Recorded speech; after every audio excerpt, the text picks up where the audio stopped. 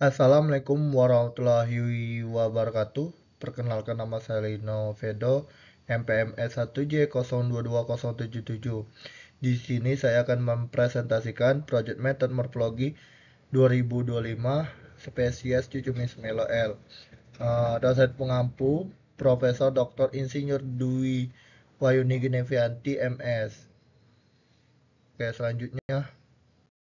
Baiklah, selanjutnya itu morfologi daun. Yang pertama, sifat daun.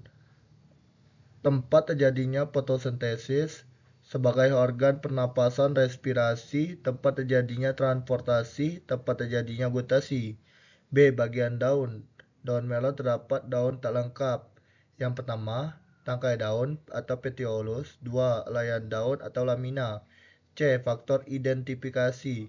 Yang pertama, bentuk daun, bulat telur, ujung daun tumpul, pangkal daun berleku, tulang daun menjari, tepi daun bergerigi, daging daun kulit belulang, warna daun hijau, permukaan daun berbulu kasar. Baiklah, selanjutnya itu morfologi bunga. Di sini gambar bunga utuh yang berbentuk bintang. Di sini bagian-bagian. Pada bunga terdapat dua alat kelamin untuk reproduksi. Yang pertama alat kelamin jantan yaitu stamen. Stamen terdiri dari anter, filamen, dan petal.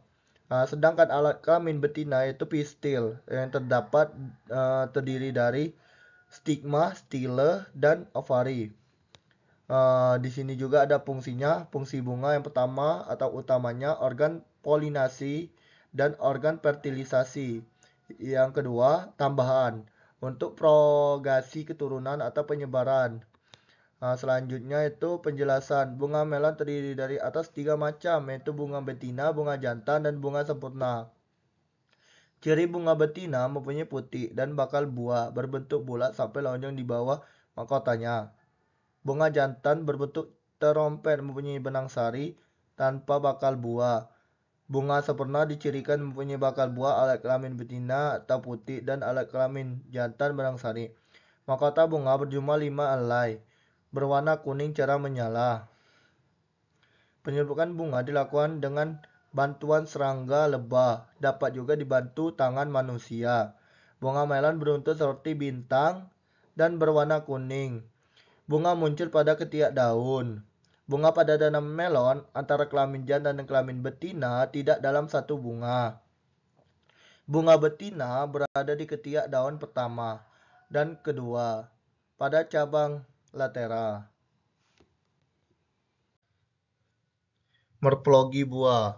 Di sana terdapat 3 bagian juga, epikarp, mesokarp, dan endoskarp. Buah melon termasuk buah tunggal, berdaging atau pepo, memiliki banyak variasi bentuk, warna kulit, warna daging, buah, maupun berat atau bobotnya. Bentuk buah melon diantaranya bulat, bulat oval, lonjong atau silindris. Warna kulit buah melon diantaranya putih susu, putih krim, hijau kekuningan, hijau muda, kuning, kuning muda, kuning jingga, hingga kombinasi dari warna lainnya. Bahkan ada yang bergaris-garis dan juga memiliki struktur kulit berjala atau jaring, semi berjala hingga tipis dan halus. Selanjutnya, morfologi biji. Di sana terdapat gambar biji. Tanaman melon memiliki biji berwarna coklat muda. Panjang biji melon 0,09 mm dan berdiameter 0,4 mm. Dalam satu buah melon biasanya terdapat 500 sampai 600 biji dan bisa melon berkeping dua.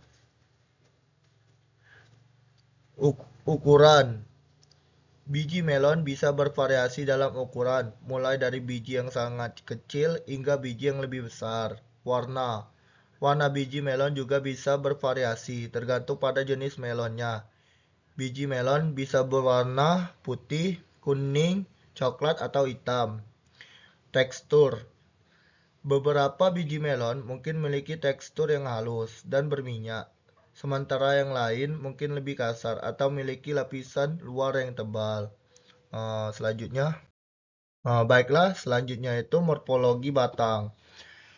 Batang tanaman melon berwarna hijau muda dengan bentuk batang agak bersegi lima, berlekuk dengan 3-7 lekukan dan bergaris tengah 8-15 cm. Batangnya berbulu dan terdapat buku atau ruas-ruas tempat melekatnya tangkai daun. Tanaman melon apabila dibiarkan tumbuh liar akan memiliki percabangan yang banyak dan biasanya percabangan utama terletak paling tengah dan memiliki pertumbuhan yang paling kuat. Dari satu cabang utama akan muncul cabang-cabang sekunder pada ketiak-ketiak daun. Cabang-cabang sekunder ini sebagai tempat keluarnya bunga-bunga tanaman melon. Apabila cabang-cabangan ini tumbuh liar, akan membuat zat makanan yang disalurkan untuk pembuatan buah atau pembuahan menjadi kurang, sehingga buah yang dihasilkan kecil atau kerdil dengan bobot yang rendah. Selanjutnya yaitu percabangan batang. Yang pertama itu fungsi utama. Yang pertama itu percabangan batang pada tanaman melon membantu dalam penyebaran daun, bunga, dan buah untuk mendapatkan cahaya matahari yang optimal. 2. Cabang-cabang ini juga meningkatkan kemampuan tanaman untuk penyerapan nutrisi dan air dari tanah dengan lebih efisien. 2. Percabangan alami. 1. Percabangan pada batang melon terjadi secara alami seiring pertumbuhan tanaman melon. 2. Tanaman melon yang merambat di tanah cenderung memiliki percabangan lebih banyak, karena itu kemungkinan tanaman penyebar di permukaan tanah lebih luas. 3. Percabangan basal. 1. Pada tanaman melon seringkali terjadi percabangan basal, yaitu cabang yang tumbuh dari bagian pangkal tanaman dekat permukaan tanah. 2. Cabang-cabang ini membantu tanaman melon menyebar di permukaan tanah, memungkinkan penyerapan nutrisi dan air yang lebih baik. Baiklah, selanjutnya yaitu morfologi akar. Di sana ada gambar akar. Bentuk perakaran tanaman melon berupa akar tunggang yang terdiri dari akar utama atau primer dan akar lateral atau sekunder. Dari akar keluar serabut akar tersier. Panjang akar primer sampai pangkal batang mencapai 15-20 cm, sedangkan akar lateral menyebar sehingga 35-45 cm.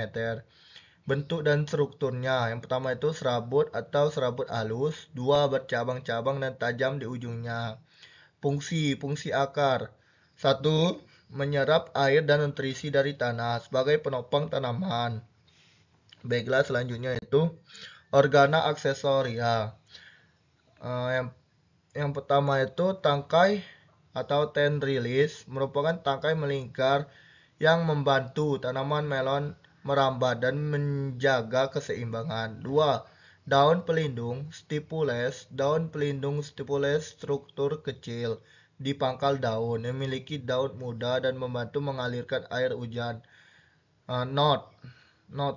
Bagian di batang tempat daun dan cabang tumbuh. Internode. Ruang antara dua knot di batang menentukan jarak antara daun atau cabang. Selanjutnya itu pangkal daun, petiole, merupakan bagian yang menghubungkan daun dengan batang, memungkinkan daun menangkap sinar matahari dengan lebih efisiensi. Baiklah, itu saja hasil presentasi dari saya. Saya ucapkan terima kasih. Apabila ada kekurangan, saya mohon maaf. Assalamualaikum warahmatullahi wabarakatuh.